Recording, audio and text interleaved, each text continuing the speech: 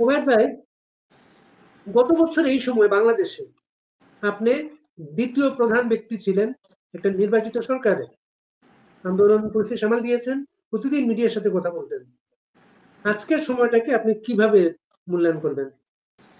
একটা বিষয়ে দুটো ঘটনাই একরকম। সেটা হচ্ছে রাজনৈতিক সংকট। সংকটের স্বরূপটা তখন ছিল একরকম, এখন আরেক রকম। তখন একরূপ, এখন অন্যরূপ। তখনকার প্রেক্ষাপট আর এখনকার প্রেক্ষাপট দুটো ভিন্ন বিষয়।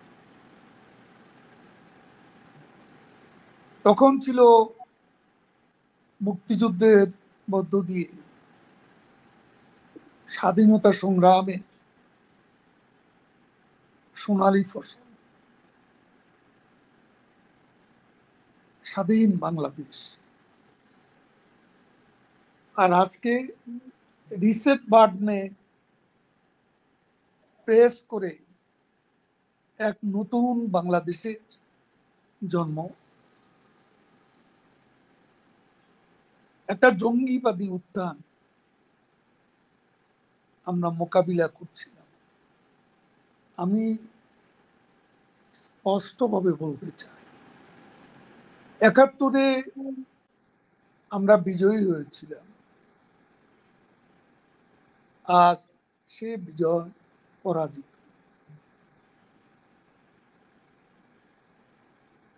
আমাদের মুক্তিযুদ্ধ পরাজিত।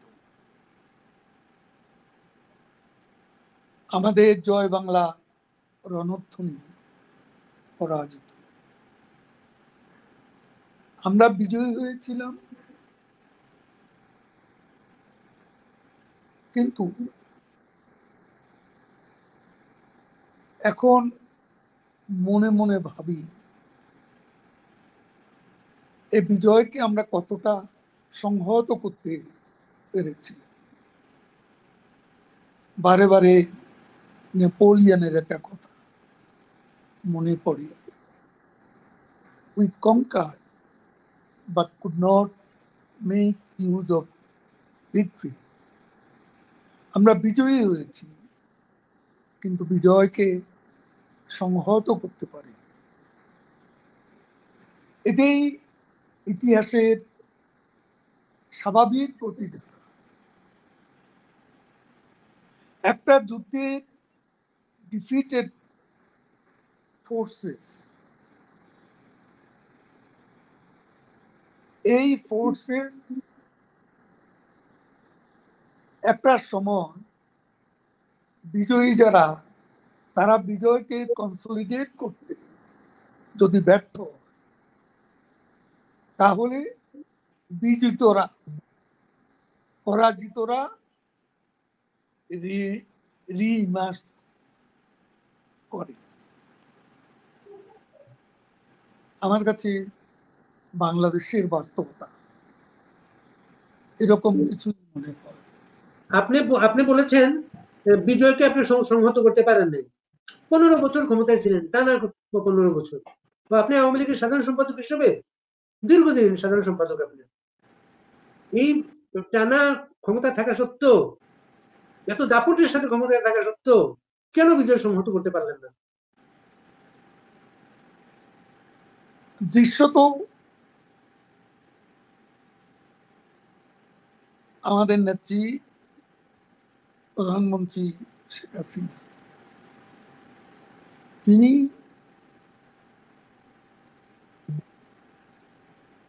বিজয় সংহত করেছিলেন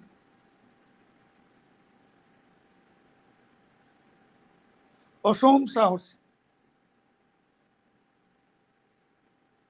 পরাজিত শক্তির বিরুদ্ধে, তাদের আদর্শ চেতনার বিরুদ্ধে, তাদের অপরাধের বিরুদ্ধে, যেমন যুদ্ধাপরাধীদের বিচার, মানবতা বিরোধী অপরাধীদের বিচার, এছাড়া অনেকগুলো জঙ্গি ঘাঁটিতে হামলা চালানো হয়েছিল, যেমন হলিআর্টিজান, যেমন সিলেট, যেমন ঢাকার আশকোনা, আজিমপুর, ময়মনসিংহে রাস্তায় জঙ্গি হামলা প্রতিহত করা, এরকম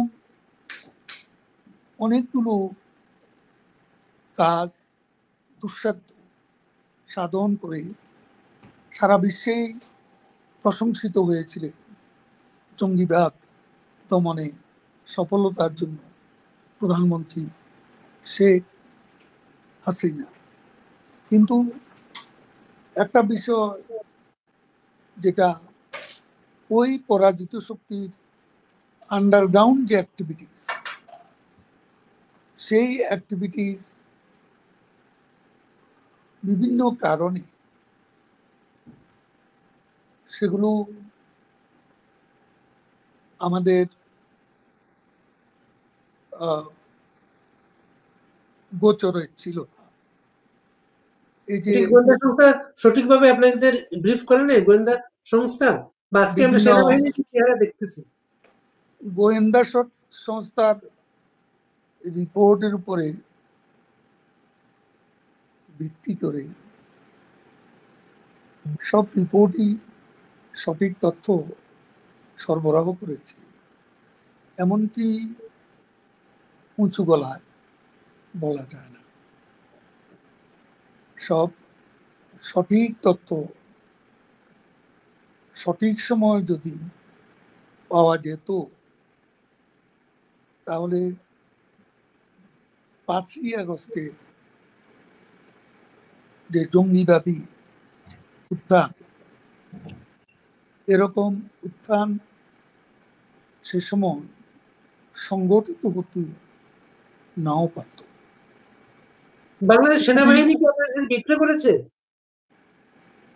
আমি টোটাল সেনাবাহিনীকে দোষারোপ করতে চাই না। সেনাবাহিনীর বিষয়টা আমরা গত 10-11 মাস ধরে আমাদের নেত্রী এবং আমরা তার সহকর্মীরা যারাই বিভিন্নভাবে বক্তব্য দিয়েছি, আমরা সেনাবাহিনীকে টাচ করিনি। তাদের ভূমিকাটা আমাদের কাছে ক্লিয়ার ছিল। আমরা তাদের নিরাপত্তা লক্ষ্য করেছি। 5ই আগস্টে যখন কারফিউ বলবৎ ছিল, তখন আমাদের কাছে মেসেজ ছিল জমায়েত না হতে। সেখানে এই কারফিউর মধ্যে যারা সেদিনের জঙ্গিবাদী হামলা সংগঠিত করছিল, তাদের সমর্থকরা, তাদের নেতাকর্মীরা বড় বড় মিছিল করে ঢাকা অভিমুখে সেনাবাহিনীর চোখের সামনে নাকের ডগা দিয়ে তারা বিক্ষোভ স্লোগান দিতে দিতে ঢাকামুখী অভিযাত্রা করতে থাকে। সেনাবাহিনীর সমর্থন ছাড়া একটা সম্ভব ছিল? এখন তো সেটাই আমরা ভাবছি। যখন গোপালগঞ্জে নিরীহ মানুষের উপর শান্তিপূর্ণ প্রতিবাদী মিছিলের উপর আমাদের সেনাবাহিনী গুলিবর্ষণ করে মানুষ হত্যা করে, যখন দেখি সেনাবাহিনীর এক সদস্য দীপ্ত সাহা নামে এক তরুণকে যুক্তরাষ্ট্রের জর্জ ফ্লয়েডকে যেমন করে বুটের তলায় তার গলা পিষ্ট করছিল, আর সে বলছিল আর্তনাদ করে, আই ক্যানট ব্রিথ। দীপ্তসার গলায় মুখে বাংলাদেশের একজন সেনা সদস্য এভাবে শ্বাসকষ্টের সৃষ্টি করেছিল, সেটা ভেবে আমরা অবাক, আমরা হতবাক যখন আমরা দেখি যে সেনাবাহিনী মাস্তানির জন্য, গুন্ডামির জন্য, সন্ত্রাসের কারণে, চাঁদাবাজির কারণে ইতিমধ্যে কুখ্যাত ইউনূসের তল্পিবাহক সদ্য গঠিত এনসিবির নেতাদের পাহারাদার হয়। যখন দেখি সেনাবাহিনীর কনভয় মধ্যে তাদের আশ্রয় দিয়ে পলায়নে সাহায্য করা হয়, সেনাবাহিনীর এ দায়িত্ববিদ তাদের নিয়ম কানুনের মধ্যে পড়ে। তারপর আবার দেখলাম এই যে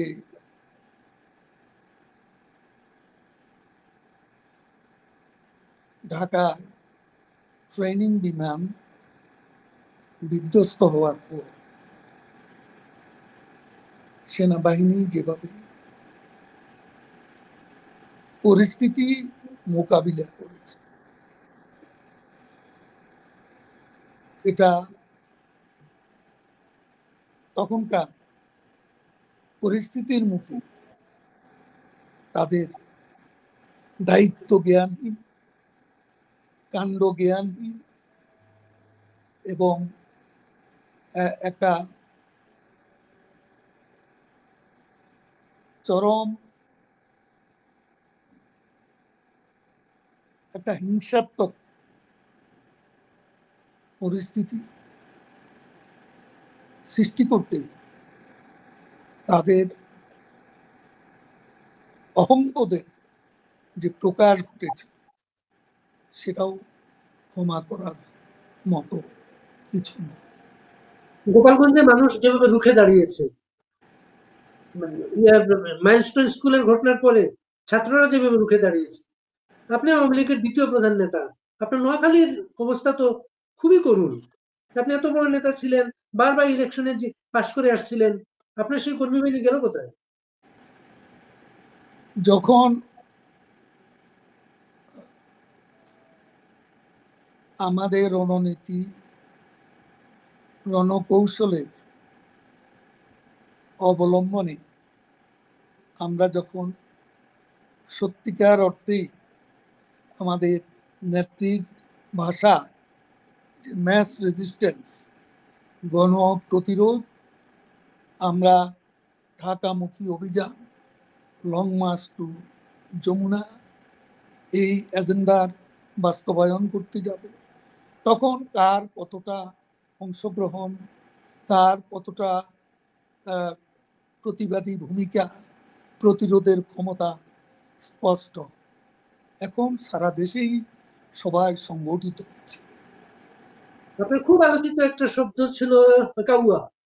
আপনি বলতেন আওয়ামী লীগে অনেক যারা সমাবেশ ঘটছে তারা ডেডিকেটেড না, এই অর্থে বলতেন আপনি।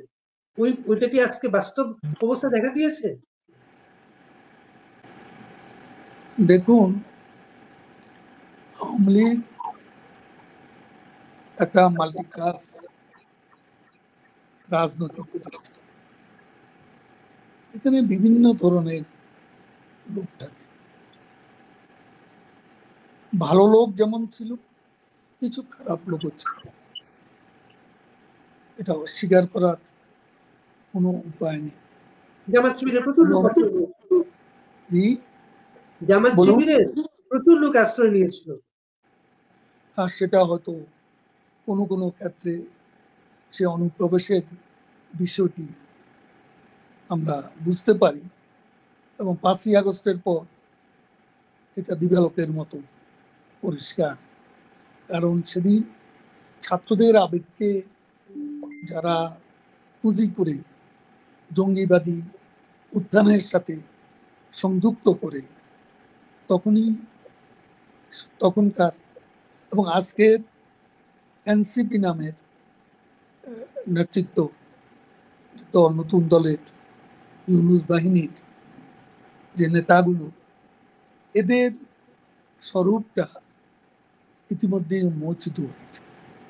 সেখানে অনুপ্রবেশকে উড়িয়ে দেওয়া যায়। আপনি ছাত্রলীগের প্রেসিডেন্ট ছিলেন, কত ত্যাগ তিতিক্ষার সংগঠন আপনার। সেই সংগঠনটায় ঢাকা ইউনিভার্সিটিতে জামাত শিবিরের লোকজন গুরুত্বপূর্ণ পদে ছিল। তারা প্রকাশ্যে বেরিয়ে এসছে, বলছে তারা হেলমেট ব্যবহার করতো তাদেরকে আড়াল করার জন্য। আর আপনাদের নামও তো হেলমেট পাই। দেখেন, এইসব বিষয়গুলো আমাদের নিজেদের মধ্যে চর্চা আছে, আত্মসমালোচনাও আছে, আনুষ্ঠানিকভাবে নয়। আমাদের মধ্যে এইসব নিয়ে আলাপ আলোচনা আছে, ভুল ত্রুটি নিয়ম কথাবার্তা আছে। এগুলো এই মুহূর্তে যেখানে দেশ এক গভীর সংকটে, যেখানে আমরা অন্ধকার সময় অতিক্রম করছি, এটা চরম মূল্য দিতে হলো, চরম মূল্য দিতে হলো। যে কথাটা বলা হয়, আওয়ামী লীগ যখন জয়ী হয়, একা জয়ী হয়, আওয়ামী লীগ যখন হেরে যায়, সারা বাংলাদেশ হেরে যায়। হ্যাঁ, এটা যিনি বলেছেন এটাও তো তার দৃষ্টিকোণ থেকে তিনি বলেছেন। তবে আমার একটা অভিজ্ঞতা হচ্ছে, পার্টির জেনারেল সেক্রেটারি হিসেবে দায়িত্ব পালনের যে অভিজ্ঞতা, আমার কাছে মনে হতো যে আওয়ামী লীগ যখন বিরোধী দলে থাকে তখন সাংগঠনিকভাবে খুব শক্তিশালী থাকে, এবং not only organised but spirited থাকে। এটা 1 বছরের মধ্যে ইউনূস এবং সরকার টের পাচ্ছে। 1 বছরের মধ্যে টের পাচ্ছে তারা। ক্ষমতাসীন আওয়ামী লীগের যে দলীয় যে শক্তিটা, সেটা বিরোধী দলে যতটা শক্তিশালী থাকে ততটা শক্তিশালী থাকে না। বলেন কি এটা প্রশ্ন? এটা এটা প্রফেসর ইউনূস টের পাচ্ছেন। এর জন্য মাইলস্টোন স্কুলের ঘটনার পরে ওই রাজনৈতিক দলগুলোকে যেন ডাকলেন, ওইখানে আওয়ামী লীগের ভয় দেখাচ্ছেন। আওয়ামী লীগ আইলো, আওয়ামী লীগের ভয় দেখিয়ে তাদেরকে উনি সতর্ক করছেন বারবার। তিনি সতর্ক করেছেন, আওয়ামী লীগ জুজুর ভয় দেখাচ্ছেন তার মিত্রদের। তার মানে আওয়ামী লীগ আবারও গত কয়েক মাসে জানান দিচ্ছে আওয়ামী লীগ আছে, আওয়ামী লীগ থাকবে। আওয়ামী লীগের নেত্রী বঙ্গবন্ধু কন্যা শেখ হাসিনার উদাত্ত আহ্বানে মুক্তিযুদ্ধের পক্ষের শক্তিও আজ ঐক্যবদ্ধ হচ্ছে। মানুষ আজ বলতে শুরু করেছে, আওয়ামী লীগ আমলে ভালো ছিলাম, এর চেয়ে শেখ হাসিনার আমলে ভালো ছিলাম। এই যে একটা বোধোদয় মানুষের মাঝে সৃষ্টি হয়েছে, এটা কি নোবেল বিজয়ী ইউনূস সাহেব টের পাচ্ছেন না? তার সাঙ্গপাঙ্গরা কি বুঝতে পারছে না? জাগরণ, একটা নব জাগরণ সারা বাংলাদেশে সৃষ্টি হয়েছে। আপনি আওয়ামী লীগের সাধারণ সম্পাদক হিসাবে প্রতিদিন একটা ব্রিফিং করতেন। সাধারণ সম্পাদক হিসেবে। ওই ব্রিফিং এ আপনি ইউনূস সাহেব নিয়েও কথা বলতেন, আর তারেক রহমানকে সব সময় পলাতক হিসেবে ব্যঙ্গ করতেন। আজকে কি আপনি তারেক রহমানের জায়গায় চলে গিয়েছেন? দেখুন, তারেক রহমান একটা সময়ে 1/11-এর 2006-07-এর দিকে, সম্ভবত 2007, সাত। 2007-এ আর রাজনীতি করব না, এই মুসলেকা দিয়ে লন্ডনে চলে গিয়েছে। তারপর তিনি কি আর 7-এর পর 25 এর মধ্যে তিনি কি ফিরে এসেছেন? আমরা তো মুসলেকা দিয়ে রাজনীতি ছেড়ে দিইনি। এখন একটা বিষয় হচ্ছে, আমি তো 3 মাস দেশে ছিলাম, কিন্তু আপনারা জানেন আমি মৃত্যু থেকে একেবারে কাছে ছিলাম। যখন আমাকে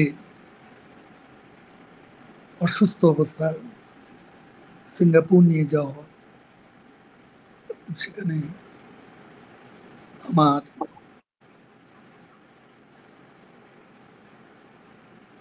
মেজর অপারেশন হয়। এরপরে আমাকে নিয়ম কানুন মেনে চলতে হয় এবং কিছু মেডিসিন, অনেকগুলো মেডিসিন সকাল দুপুর বিকেলে রাতে আমাকে মেডিকেশন আমার জন্য, বেঁচে থাকার জন্য জোর দিচ্ছে, সুস্থ থাকার জন্য জরুরি ছিল। 3 মাস পর্যন্ত ছিলাম দেশের অভ্যন্তরে। 3 মাস দেশে কোথায় ছিলেন এটা কিন্তু কখনোই বলেন নাই কিন্তু আপনি। কখনো বলবো না, কাউকে বিপদে ফেলবো? কোন জেলা এটা কি বলা যায়? হ্যাঁ, কিছুই বলবো না। বাংলাদেশে ছিলাম, বাংলাদেশে ছিলাম। আমি একটা পর্যায়ে খুব আমাকে খোঁজাখুঁজি করছিল সরকারি লোকজন, পুলিশের লোকজন, ডিবি। তখন আসলে আমার একটা চিন্তা থেকে আমি বেরিয়ে এসেছি। সেটা হলো যে কারাগার, এখন যে জেল জুলুম, যেভাবে অ্যারেস্ট করে রিমান্ডের ছড়াছড়ি, তারপর কারাগারে আরেক মানবেত জীবন, আমার শারীরিক অবস্থার কারণে আমাকে কেউ ওষুধ খাওয়াবে, এরও তো কোনো নিশ্চয়তা ছিল। তো আমি খুব চিন্তা ভাবনা করেই নিরাবস্থানে চলে এসেছি। যারা কারাগারে আছেন এখন, যারা অনেক মানবতর জীবনযাপন করছেন, আদালতে তাদের উপর হামলা করা হয়, আপনার সহকর্মীদের উপরে যে হামলাগুলো যখন দেখেন, যখন প্রিজন সেলে তাদেরকে দেখেন, যখন আওয়ামী লীগের সাধারণ সম্পাদক ওবায়দুল কাদেরের মনে কি প্রতিক্রিয়া তৈরি হয়? জেল তো আমার জীবনে নতুন নয়, আমি 1/11-এর জেল দেখেছি, 1.5 বছর কারাগারে ছিল। আমি বঙ্গবন্ধু হত্যা উত্তর বাংলাদেশে জিয়াউর রহমানের কারাগারে ছিলাম, বারে বারে রিমান্ডে গেছি, 2.5 বছর একসঙ্গে জেল কেটেছি। এ জীবনে মোট 4 বছর আমিও কারাগারে ছিলাম। কারাগার কি সেটা আমাকে কেউ চেনাতে হবে না। আর এ সরকারের আমলে যে কারাগার, সেটা আগের যে কোনো সময় চাইতে নিষ্ঠুরতম অভিজ্ঞতা। যারা আছে তাদেরকে কিভাবে অপমান, অসম্মানের মধ্য দিয়ে দিন অতিবাহিত করতে হবে, সে খবর তো আমরা জানি। আপনারা আপনাদের বাদ দিয়ে বাংলাদেশে রাজনৈতিক ঐক্যমত্য করা হচ্ছে। আলী রিয়াজের কমিটি প্রতিদিন সবার সাথে বসছেন এবং নতুন ভবিষ্যৎ বাংলাদেশের রাজনীতি ঠিক করছেন।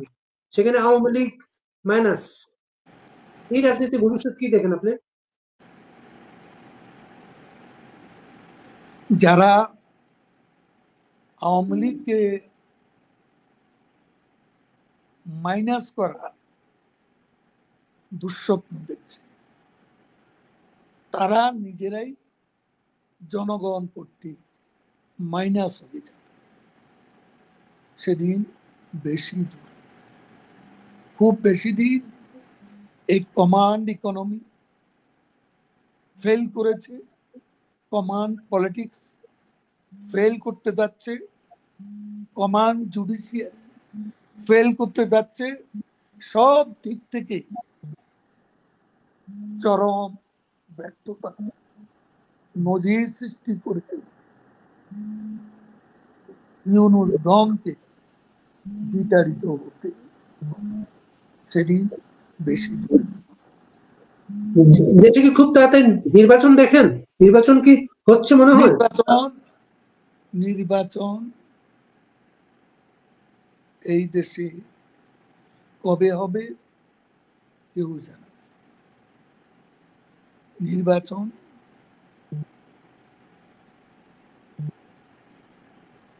একদিকে এনসিপি জামাত, তারা অত তাড়াতাড়ি নির্বাচনের পক্ষে, আবার বিএনপি এবছরই নির্বাচন। এখন নির্বাচনের ভাগ্যে কি আছে কেউ জানে না। আওয়ামী লীগ যেই পার্টি 50% যাদের জনসমর্থন অটুট, সেই পার্টিকে বাদ দিয়ে অংশগ্রহণমূলক নিরপেক্ষ নির্বাচন কোনোদিনও। সেই পার্টি তো বাংলাদেশে এখন নিষিদ্ধ এবং আপনাদের কোনো নিবন্ধন নাই এখন বাংলাদেশে। দেশের মানুষ নিষিদ্ধ ভাবে না। দেশের মানুষের হৃদয়ে আওয়ামী লীগ জেগে আছে, জাগ্রত আছে। শেখ হাসিনার নেতৃত্বের যে স্মৃতি, ক্ষমতায় থাকাকালীন সেই শুভ স্মৃতি মানুষ বলে। আমাদের আমলেও কিছু যে আচরণগত ভুল ছিল না সেটা আমি বলবো না, তারপরও খুব গুরুত্বপূর্ণ ভুল ছিল। তিনটা ইলেকশনে বাংলাদেশে নিউ জেনারেশন ভোট দিতে পারে নাই। কেন দিতে পারে না? অংশগ্রহণমূলক নির্বাচন ছিল না। কেন হয়নি? রাতের ভোটের অভিযোগ ছিল। কারো কি নির্বাচনে আসতে বাধা ছিল? তুমি আসবে না নির্বাচনে, আপনি আসতে চান না, আমি কি জোর করে আনবো? নির্বাচনটা নির্বাচন কমিশন কন্ডাক্ট করেছে,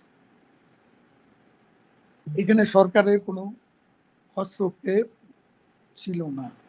যদি নির্বাচনে আসত, নির্বাচনের পরিবেশটা আরেকটু খুব। এখন একটা বড় দল যদি নির্বাচনে ইচ্ছে করে নির্বাচনকে প্রশ্নবিদ্ধ করার জন্য না আসে, সেখানে আমাদের কি বলার? আপনাদের রাজনৈতিক কর্মকাণ্ড অনলাইনেই হচ্ছে। অনলাইনে সারা যে যেখানে আছেন নেতারা তাদের সাথে জুম বৈঠকের মাধ্যমে আপনারা কোনো কর্মসূচি আরো সংগঠনটাকে বেগবান করার জন্য কোনো নতুন কর্মপন্থা চিন্তা করছেন? এ ধরনের সময় যেভাবে রণকৌশল থাকে আমরা সেভাবেই সংগঠিত হচ্ছি। আমাদের নেত্রী শেখ হাসিনার নির্দেশে। ওনার সাথে কি আপনার কথা হয়? আমি নিয়মিত কথা বলে তাকে বিরক্ত করতে কখনো চাইনি, এখনো চাই না। আমার যখন প্রয়োজন মাঝে মধ্যে কোনো কিছু জরুরি মনে হলে আমি তার সঙ্গে অবশ্যই কথা বলি। কর্মীদের উদ্দেশ্যে আমাদের নেত্রী নির্দেশ দিচ্ছেন, সেটাই আমার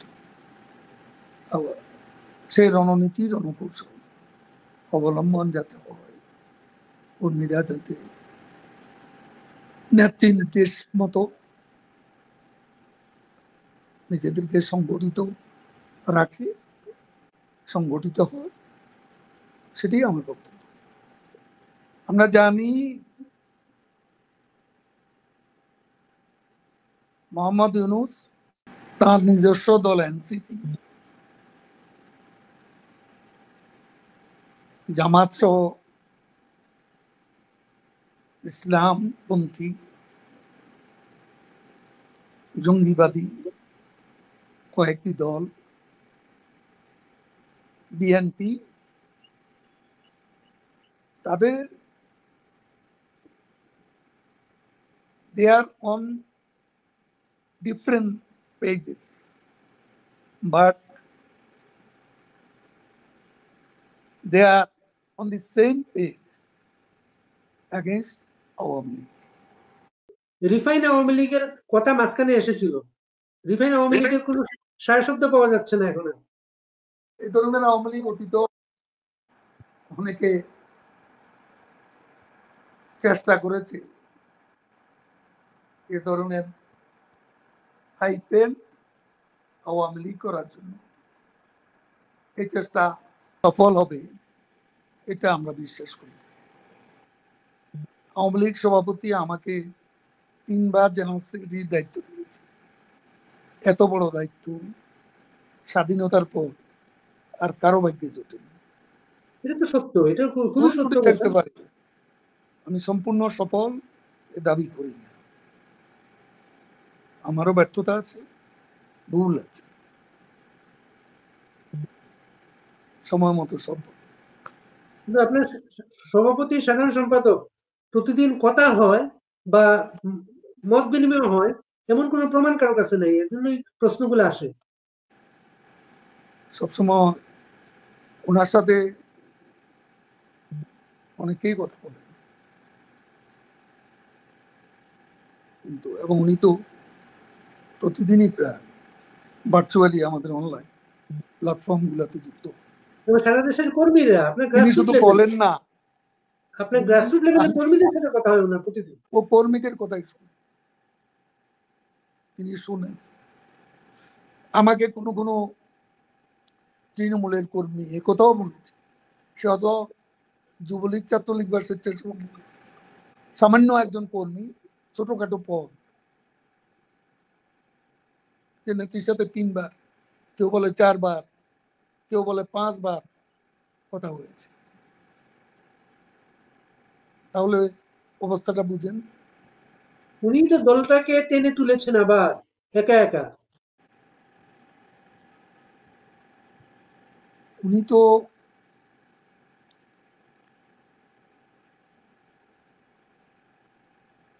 উনি আসলে পারেন, এই বয়সেও তার গতি অ্যারাবিয়ান হর্স, সত্যি বলতে। আপনাকে অনেক ধন্যবাদ ওবায়দুল কাদের ভাই, আপনি আমাদের সাথে দীর্ঘ সময় নিয়ে অকপটে নানা বিষয়ে আপনি শেয়ার করেছেন, আপনি আমাদের সবগুলো প্রশ্নের উত্তর দিয়েছেন, এর জন্য আপনাকে অনেক অনেক শুভেচ্ছা। ভালো থাকবেন আপনি। আপনাকেও ধন্যবাদ।